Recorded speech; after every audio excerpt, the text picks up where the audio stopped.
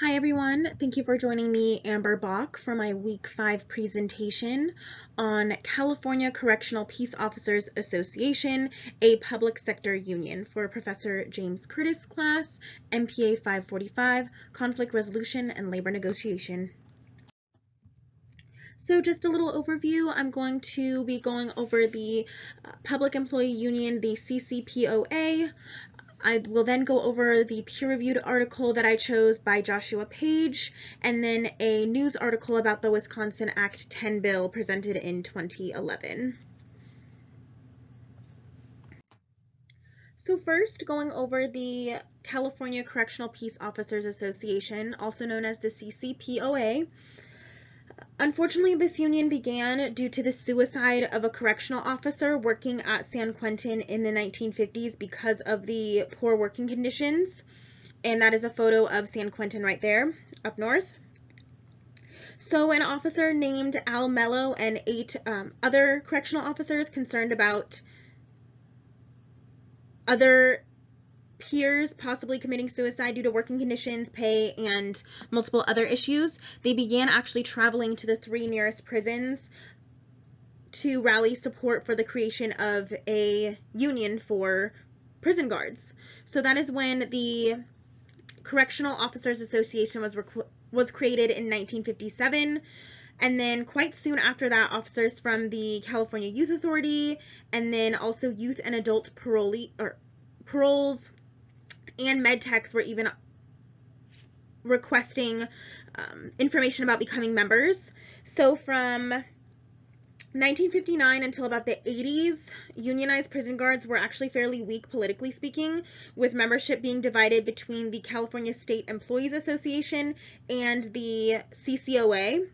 And it wasn't until 1982 when a fellow corrections officer from Folsom State Prison, Don Novi, which that's a photo of Don Novi, he was notorious for wearing fedoras. He wore them everywhere. He actually combined the California Youth Authority supervisors and parole officers with prison guards, forming what is now known as the CCPOA, or the California Correctional Peace Officers Association. After he became president, membership increased substantially, and despite its small amount of membership in comparison to a fellow public sector union, the California Teachers Association, it actually only had about 1/10 the amount of members that the CTA had. Its political activity often exceeded all of the labor unions in California combined, and it became the most powerful union in the state. And he was actually president from 1982 until 2002. And then after the decision of Janus, the CCPOA received actually an increase in membership. So in June of that year of 2018, membership was 24,412.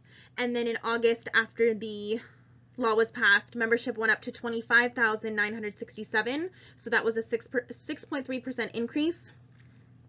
And since Janus, the 25,000 members actually of CCPOA received a 5% increase initially. And then, so in 2018, they received a 5% salary increase. And then in 2019, they received an additional 3% salary increase. And in total, from 2013 to 2019, salaries increased by a compounded 24%. Some people say it's due to their contribution of quite a bit of funds towards Jerry Brown in 2018 when they saw that 5% increase, and then also they contributed $2.8 million to Newsom's campaign, and they received that 3% increase from him in 2019.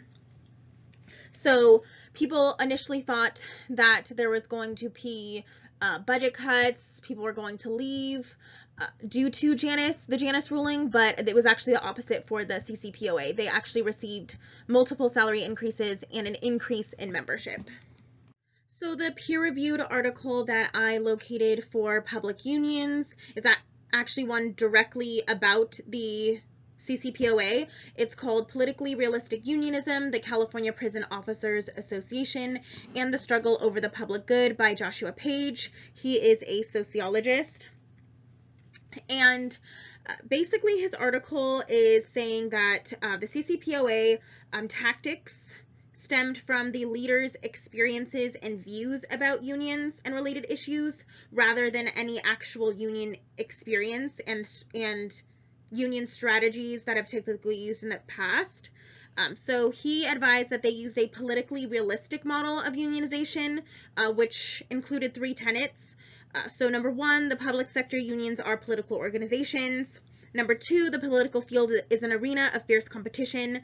Number 3, political actors must frame their interests and actions in moral terms. So political realists are those who see the world as it is, an arena of power, politics moved primarily by perceived immediate self-interest, where morality is rhetorical rationale for expedient action and self-interest. I actually found most of that to be true in all of my research of the CCPOA and of Don Novi, the president himself.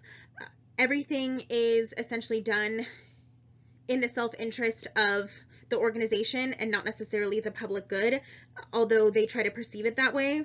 So the CCPOA actually grasped this immediately and became a political player fairly quickly. That was Don Novi's specialty. He's known for his political prowess, and they issued $30 million through its political action committees between 2000 and 2010.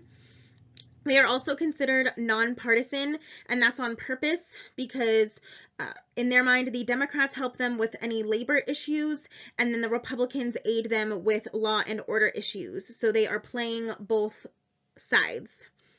They have actually spent millions of dollars for both Republican and Democratic candidates, even within the same election year.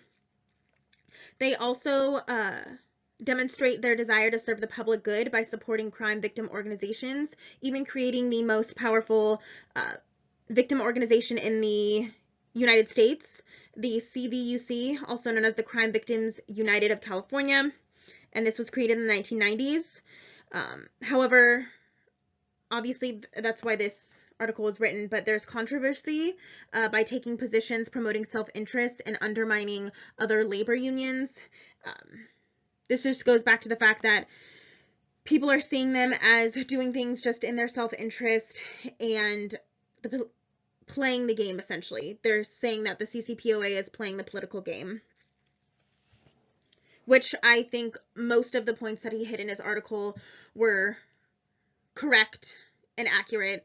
Like I said, just based on all the articles that I reviewed, a bunch of them were in the Sacramento Bee. I've actually attached quite a few of them in the references, and then I found a few others as well, but they all basically talked about how the CCPOA does everything essentially for political gain and for self-interest, and not necessarily serving the public good, which is their job as a public sector union and public sector employees. And then the news article I located on the Wisconsin Act 10 in 2011 was about the attacks on public sector unions and their harm on states and how 10 has affected education in Wisconsin. So this actually this article was written in 2017. So this is basically going over what has happened over the past 6 years. I actually didn't know really anything about the Wisconsin Act 10 bill and about its effects on basically eliminating collective bargaining and taking that option off the table. However, collective bargaining is necessary for unions and for employees. It's actually shown in the article written by David Madlin and Alex Roll that decreased compensation and less of a voice for the teachers within their job is connected to an increase in turnover, which they've seen a huge increase in turnover with teachers leaving the state altogether. And studies have shown that turnover affects student performance. So they've really been affected by this, and they're seeing in other states as well. So this isn't just a Wisconsin issue. This is something that is affecting multiple states, and not just affecting the employees themselves and taking away their voices and their benefits and options essentially, but it's also trickling down to affecting kids and how they are educated, and now they're not receiving the experienced teachers knowledge because teachers are having to leave because they can't afford to teach. So it really just piggybacks off of what we were learning about the collective bargaining necessity of regulating salaries, working conditions, benefits, and other aspects of compensation necessary for public sector employees. Alrighty, these are my references. I really appreciate you folks listening to my presentation, and I can't wait to watch yours.